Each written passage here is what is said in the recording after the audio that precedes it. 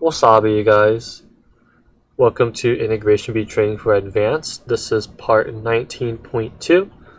So in this section, we're going to be learning Constructive Feynman technique. So let's get straight to the examples just to identify what on earth is, or what I mean by Constructive Feynman technique. So we have an integral from 0 to pi over 2, ln square of tangent x dx. So what do I mean by constructive Feynman technique? Pretty much it's like advanced Feynman technique, right? Where you let I of n, you pretty much define a integral function, right? However, the way we're gonna do it is not straightforward, okay? Here we have ln squared tangent of x. Okay, there's no straightforward for us to simply substitute some n here, whatever, right? So how do we do this? So our trick is whenever you have something like ln, right? Let's say, or let me actually write it like this. Let's say we have like some function f of n of x to the power of n. If you derive n respecting to n, then you get x to the power of n ln of x, right? Then if you do that again, then you just kind of keep going, right? And then if you let that n equal to 0, then it's pretty much this, right? So that's what we're gonna do. So as you can see, it's our integral function is not going to be straightforward. We're constructing it into something like this. So that we're going to use this trick, this very common trick, right? Because of the ln's. So our integral is going to be from 0 to pi over 2 of tangent x to the power of n dx. Okay?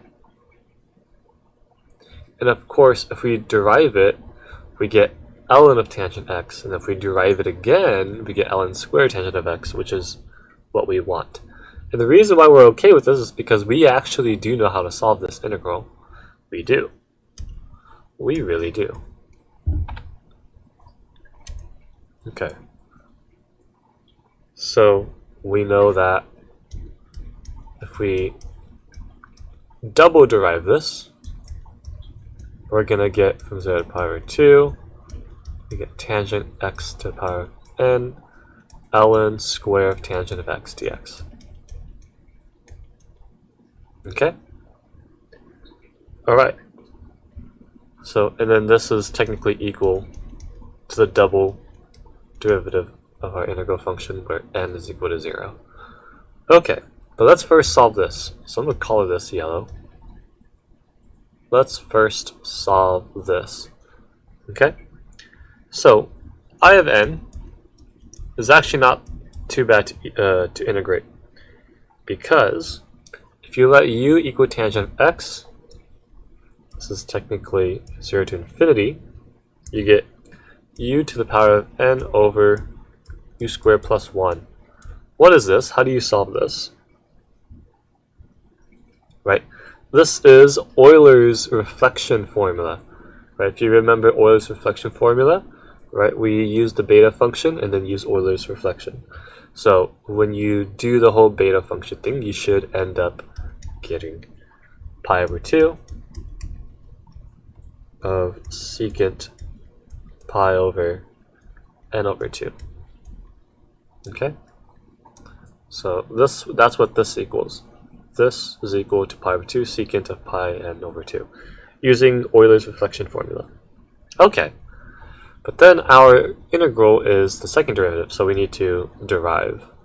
Alright, so I prime of n, that means that we have pi over 2, and then the derivative of this is secant of pi n tangent pi over n, pi n over 2 times another pi over 2 because of chain rule.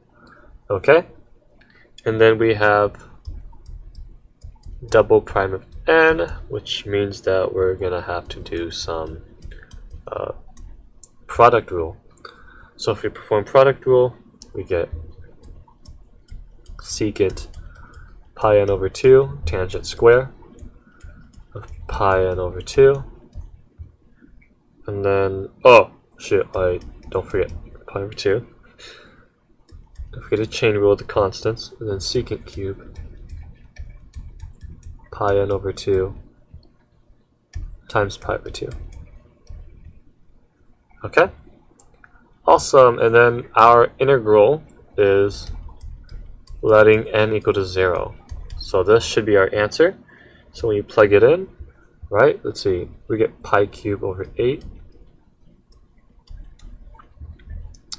That's going to be 0, and this is just going to be 1, so 0 plus 1 is just 1. So our answer is pi cubed over 8. Okay? So that's how you do constructive Feynman, where you literally, it's not straightforward. You have to construct another complete integral, and then you have to kind of derive it however many times, or trying to match this integral here. Okay? So it's a lot more difficult, a lot more experimental that you have to play around with. Okay? But this is one of the common tricks where you let like a function to the power of n, and then you derive it because of this ln square. Okay? Alright, let's go try another example. Okay, we have a disgusting integral example from JEE Main, and this integral is terrifying. Okay, if you try doing some trig manipulation or Weierstrass with this, good luck. Okay, because it's not easy, and it's not very bearable without Feynman technique. Okay, alright, so we notice that, you're probably thinking we have a Feynman technique here, but it's not necessarily like a straightforward substitution. I'm going to let n minus cosine of x. Okay. However, I'm going to disregard the 3 here. Now, why am I doing that? It is because, first off, this integral is a lot easier. Okay. It's a lot easier to integrate. And what I really like about this is that if I derive n, I get 0 to pi dx, I get negative n minus cosine of x, because that cosine of x is like a constant, right? So this is literally my derivative. And if I double derive it,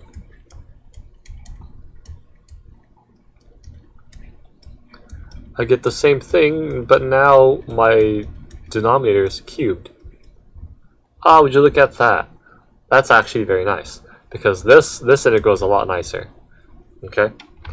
So we'll be solving this integral instead, rather than this. Alright, so now let's go ahead and solve for I of n. Okay, so I of n, okay, now I of n, we'll go ahead, we had no choice but to use Weierstrass.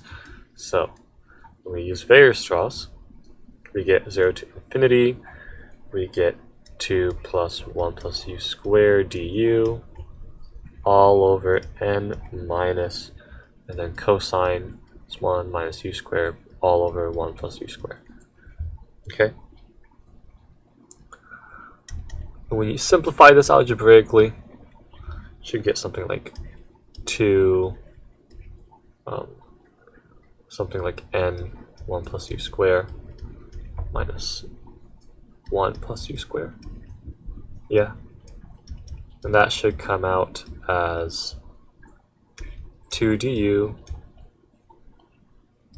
u squared of 1 plus n minus 1 plus n. Okay, so it's one of these again. Let's go ahead and keep going. Let's just kind of drill through, just bash through this. U squared plus n minus 1 over n plus 1. So this is technically equal to, oh I'm sorry, I factored out the n plus 1. And now what we have is 2 over square root of n squared minus 1. This whole portion is going to be pi over 2 because of tangent, I'm sorry, inverse tangent. So we're going to be left off with pi over square root of n squared minus 1. Okay, that's our pi n, not pi n, I of n. So that's our integral function. And now our original is a second derivative, so we have to do a second derivative. First off, the first derivative is equal to, let's see, it's like we have pi. We have like negative half n squared minus, that's a, I don't know why I wrote my n like that.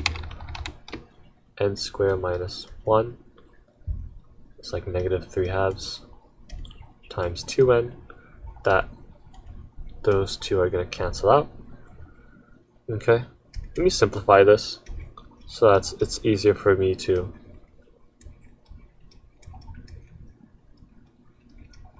okay,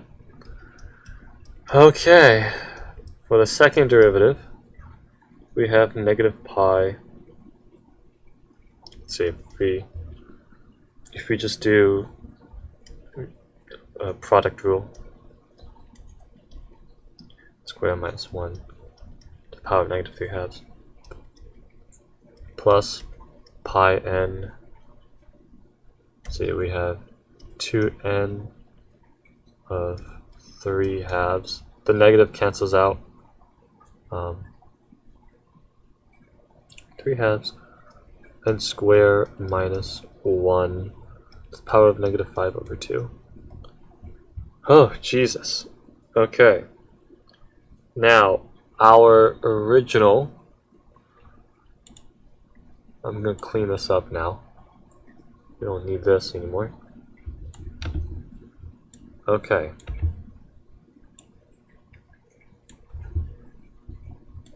So, what we have, oh god. What we have here is we are letting n, what we have here is this is pretty much a double our second derivative of I of n, except that n is equal to square root of 2. Right?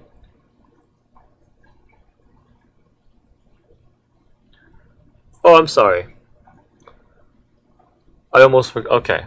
I almost forgot. If we do the second derivative, notice that we had 2 dx of n minus cosine of x cubed. Okay. Don't be very careful. Be very extremely careful. This is actually evil. Okay. If you have a 2 here, then this is equal to 2.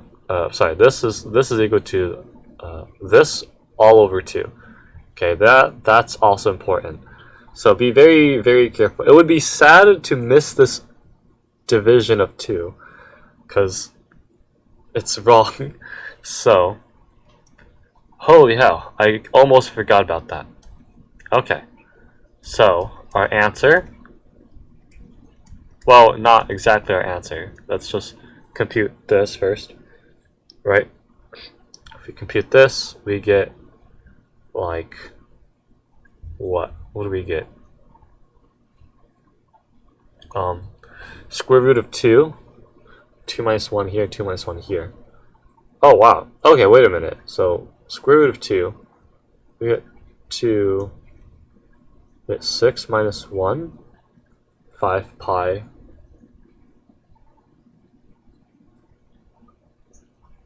Yeah, 5 pi. So that means that our original integral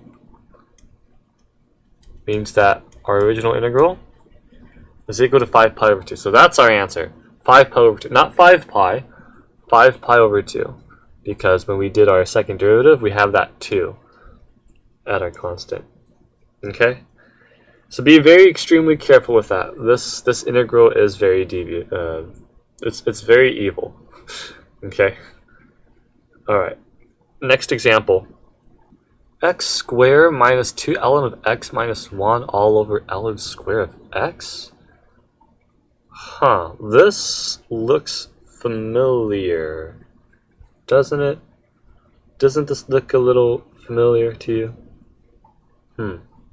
So this is actually very hard to see. But we're gonna construct this just real quickly. So I have I of n. Okay, what this reminds me of, it reminds me of this Feynman technique, right? Like, we know how to solve this, right? This is like ln of n plus 1. It's a very famous Feynman integral. Super famous. Okay, we know this. We know this integral. Okay. But what happens if we... Well, we know what it looks like if we derive it. Right? If we derive it, we know what it looks like. It looks like this. Okay. We know what this looks like. Okay. But there's something interesting that's like, because that's an ln square. And we have like ln of x. What happens if we integrate I of n? Right? So let me call this I prime. Then if I integrate my integral function with respect to n, if I integrate it, let's see, if I integrate, what is the integral of x to the power of n? I will get x to the power of n ln square of x. Right, and then I get minus n of ln of x dx, which is pretty much, if I combine it as ln square of x, I get xn minus n ln of x. Wait a minute, that looks familiar. Oh, look at this. And they just have the minus 1. They just have the minus, pretty much this is like plus c, technically, because we integrated it. And we notice that our plus c needs to be minus 1 over ln squared in order for this to converge. Got it. Okay, so we found our construction here. So this means that for this integral, our second derivative is this, technically. Okay? So, or in other words, this is actually equal to ln of n plus 1. Okay? Alright, so let's go ahead and do that. So pretty much this integral, what we have is this is what? N equals to 2, right? So this, I'll color this. This is equal to the double, I'm sorry, not double integral. This is I of n. This is equal to I of 2. Okay? So what this means is that if we have this, then that means I of n is equal to the integral of ln of n plus 1 dn. Alright, let's go ahead and integrate. Now here's the tricky part. Okay? When we integrate this, okay, we get what? If you remember the integral of ln of x, it's like x ln of x minus x. Now, There's the tricky part. Okay. The constant, notice that we have a constant plus 1, or technically minus 1. That gets absorbed into the constant. Okay. That actually gets absorbed into the constant. So what we have is technically, I'm sorry, we technically have I, so the I prime of n, because we integrated it, let's say, oh, well, actually, no. We don't, because we solved this integral before. So I was going to mention, like, we had to do the plus c, but we already solved this integral before. That c was equal to 0. Okay. Here, we have to solve for this c. Okay. Now, our integral here, if we let I equal to 0, okay, then, this whole this is going to equal to 0. This is going to equal to minus 1. Plus, oh, no, I'm sorry. No. I literally I forgot to mention.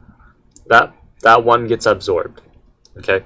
When you solve integrals like this, any constants that's left out in the open field, it gets immediately absorbed into the plus c. So your indefinite answer should be just minus n. Should not have minus 1, because that gets absorbed with c. Okay? So any open constants, that goes directly with c. Okay? So you should not have minus 1, should have n. Okay? Be very, very careful with that. Any constants open, it gets absorbed with constant. Okay? Now, and then we already just saw that, like, if you let n equal to 0, this whole thing gets 0, which means that 0 is equal to c. Okay? So c is equal to 0. Awesome. So then our answer, I of 2, we just plug in 2. When we plug in 2, we get 3 ln of 3 minus 2. So that is our answer, 3 ln of 3 minus 2. Okay, that is our answer for this integral. Very tricky how instead of deriving, we're integrating, right? So that's the tricky part about this integral, is we're kind of going reverse. Okay, constructive Feynman technique. It's very, very advanced. So you just have to get very comfortable with this. Okay. All right. Next example. We have ln of x over x cubed plus 1. Here's what my idea is. So I'm thinking, alright, I want to make an integral function, right? I don't know where to substitute my n, because, I just don't know. Okay. But, however, I do notice that I can use a beta function. Because I have ln of x, I can go something like this. And then if I derive it, I get xn ln of x of all over 1 plus x cubed. And then I can just let n equal to 0. Aha! So, let's go ahead and do that. Alright, so for beta function, we have, see, if we do the beta function, this should give us 0 to infinity. This is technically u. We're letting u equal x cubed, so that means we have to do root 3. So n over 3 minus 2/3 for the forced u sub, and then we have 3, 1 plus u du. Okay, and now look at this, 1 plus u at the bottom, and this is Euler's reflection. So we just use Euler's reflection formula. The rest is pi over 3, and then cosecant of pi over 3 n plus 1. Okay, so that's our I of n. Okay, then our I prime of n, our derivative, is the derivative of this, which is equal to pi over 3. This is going to be like, oh, this is negative cosecant of pi over 3 n plus 1, cotangent of pi over 3 n plus 1, and then times pi over 3, of course. Okay, awesome. And then what is this? This is equal to this, but with n equal to 0. So for I prime of 0, this is equal to, this is negative pi squared over 9. Okay, if we plug in 0, this is pretty much pi over 3, pi over 3. Oh god, cosecant pi over 3. I'm not very good with computing things in my head. This is what? Pi squared over 9, 1/2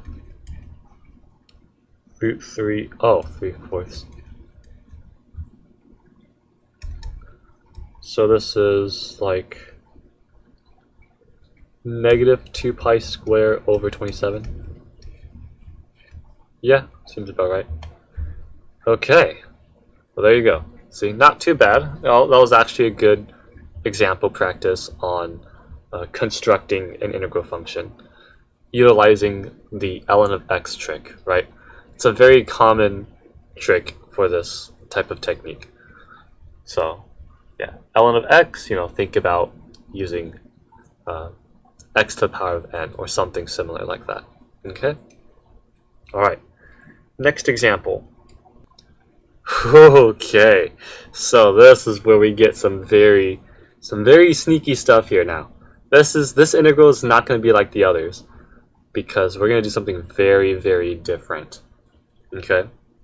So, instead of constructing it as in terms of I of n, we can construct an actual definite integral inside of an integral. Okay? Now let me show you why.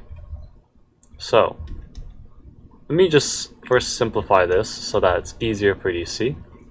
We have e to the negative x minus e to the negative 2x over x. And then we technically have times cosine of x dx. Okay? So let me focus on this first. E to the negative x minus e to the negative 2x all over x. Okay. Can we construct an integral with this? Yes, we can. And let me show you what it is. This is actually from 1 to 2 of e to the negative xt dt.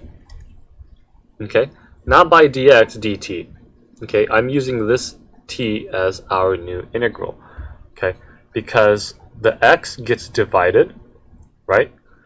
And then we are using the negative because it swaps.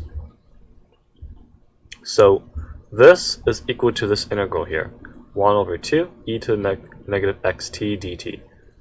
So we're going to shove this in here and rearrange our integral.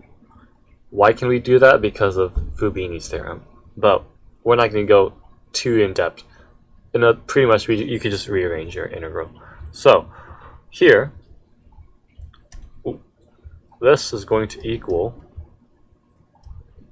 0 to infinity, from 0 to 1. And the reason why I'm doing this is because I'm utilizing this negative x from that t, and we have cosine x dt dx. Okay?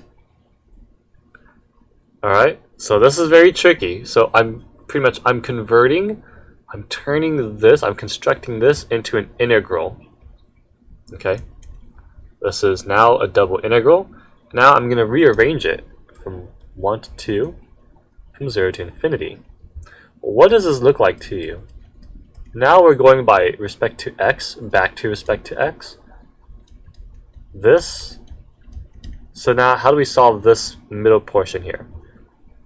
Right? We just flipped our integrals. So now let's solve for dx. What is this? It's Laplace. This is Laplace. So if we so if we integrate this, this is technically the Laplace of cosine of x. And s is equal to t. Is t over t squared plus 1 dt. Aha, would you look at that? So isn't that cool, right? You can convert, you can change or turn some function, and you can construct it into an integral in terms of t. Okay, this is the most difficult thing to do because you have to spot this, right? That's what it is. It's the fact that you have two of the same functions with different coefficients. I'm sorry. With two different coefficients, but the same function, right? And then all over x, because that x is used as a constant, right? Here, x is being treated as a constant. So we take advantage of this and this, right? Where these two is like the bounds, okay? So constructing an integral like this is, it takes a lot of practice and experience, okay? So, however, there's not that many like integrals that do this, but it's good to show you this technique so that you are aware whenever you have something ugly and you have like, oh, there's like a function of a pretty much like a Fulani integral, right? I cannot draw a line for some reason, but something like a Fulani formation and then some whatever integral, you know, whatever, that you use this technique, okay?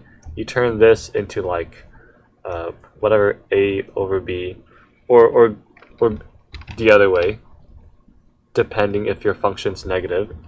Mine is the other way because I had this negative, so it was, you know, whichever x over t, right, dt, something like that, okay? So, and look at this. It gave us a very nice integral. And this was okay. I knew I was going to be okay when I do a double integral because this is Laplace, right? Sometimes if it's like not an easy integral, then you just have to retreat and think of something else. But thankfully, this was okay. So we can actually integrate this with respect to dx. So, and we got this. And this is simply, we know this integral. We know how to do this. It's a very easy integral. Right? This is from 1 to 2. This is equal to a half of ln of 5 over 2. And that is our answer for this integral. Okay? Alright, very sneaky, very tricky, takes a lot of comfortability and practice. Okay? Alright, let's go ahead and work on our last example. Okay, this is our last integral, and we've seen this famous integral before, haven't we? With some YouTubers performing this, solving this integral. So we're gonna do what I call kind of like summoning the Laplace demon trick. So we are summoning the Laplace demon, and here's what I mean by this.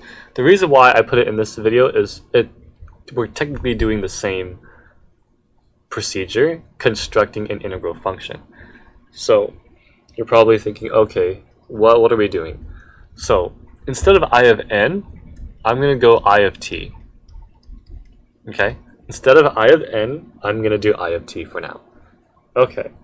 So what am I doing? I am constructing an integral function, and I'm going to let t be inside x of t,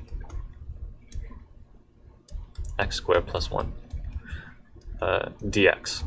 So this is my integral function. Okay, So what am I going to do with this? If I derive I of t, then it's not going to look any better. No, you're right, it's not. But I have something cool. I'm going to summon the Laplace demon. What does that mean? It means that I'm going to Laplace I of t.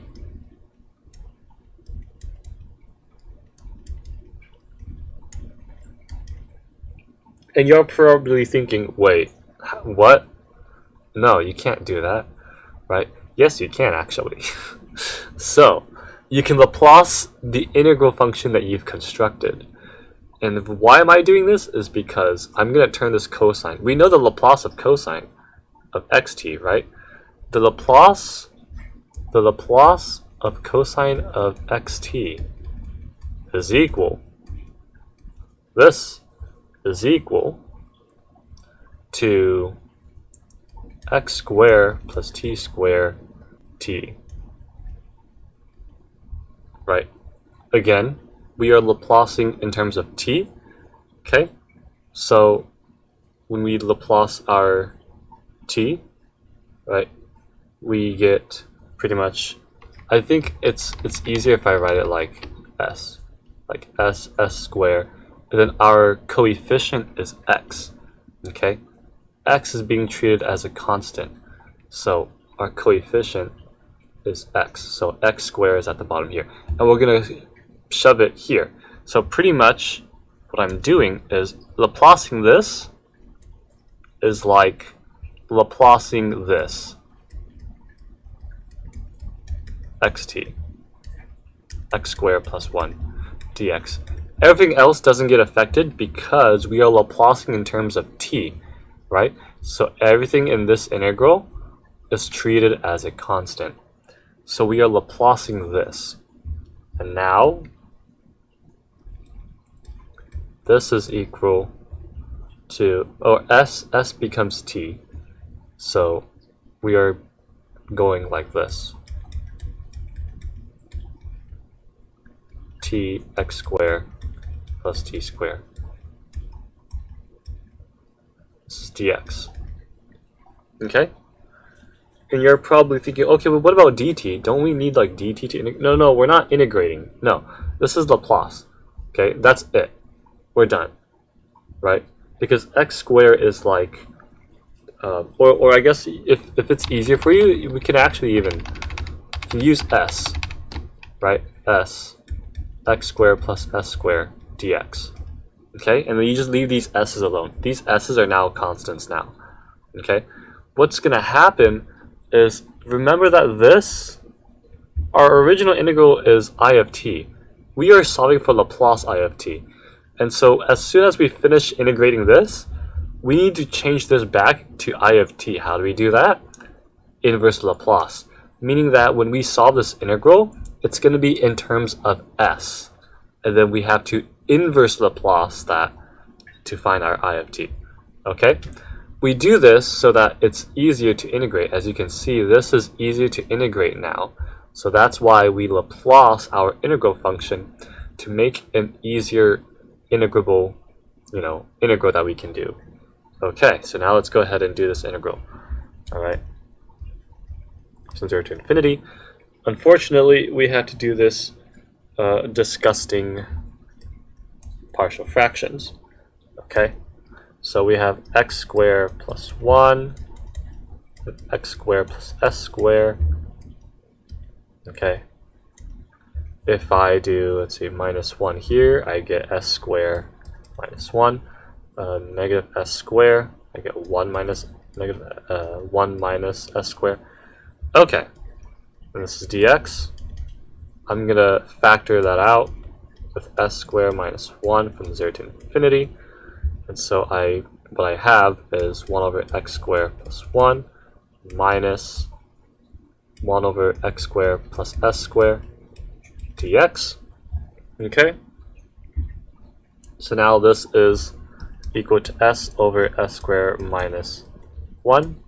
I have inverse tangent of x minus 1 over s inverse tangent of x over s from 0 to infinity. If I plug in 0, it's 0. If I plug in infinity, I get pi over 2. I get pi over 2 s squared minus 1. However, this is 1 minus 1 over s. I'm just factoring out the pi over 2 that I plugged in from infinity. So this is 1 minus 1 over s. Okay, this is technically s, so s gets cancels out, right? This whole portion is s minus 1. And then this gets cancels out with this. So my Laplace of I of t is equal to pi over 2 times 1 over s plus 1. What is the inverse Laplace of this? It is pi over 2. Okay. What is the Laplace, the inverse Laplace of 1 over s plus 1? That is something. Okay, so we know that 1 over s is equal to the Laplace of 1. Right? That's what we have. But this is s plus 1, which means that because we have s plus 1s, we have something like times e to the at something, right? In order for this to be s minus a. You remember that property? So what is a? A is negative 1, so that this is s plus 1. So this 1 over s plus 1 is equal, this is e to the negative t. So our I of t, this is equal to pi over 2 e to the negative t. And so what was our original integral? This is where t is equal to 1. So this means that our answer, I of 1, our answer is pi over 2e. And that is our answer. Okay? Very tricky. This is very tricky to do. Constructing an integral function and Laplacing it so that we get a partial fractions, right? Because we know that the Laplace of this, we know what the Laplace of this, and then we know that knowing that this is equal to this, we can use this times this. We can just perform partial fractions. I know how to solve this integral, and then solve the integral, and beautifully our integral becomes an answer that we can do the opposite Laplace or the inverse Laplace of. Okay? Alright. That was crazy. Okay. A lot of advanced Feynman tricks that we've performed, right? Constructive Feynman. It is very it can be very uncomfortable sometimes because the most difficult thing about it is constructing an integral function. That's it. That's the most difficult thing, is the amount of freedom that you have to construct an integral function. But the hardest part is, what is the perfect integral function that will help us really integrate super easily and quickly? Okay, so that's the most difficult part about this technique, is coming up with the perfect integral function that would help us solve this integral. Okay, so definitely practice that. Rewatch all videos and try these integrals on your own until you become more comfortable. Alright, other than that, I hope this video is very helpful. And yeah, thank you so much for watching, and I'll see you guys in the next part.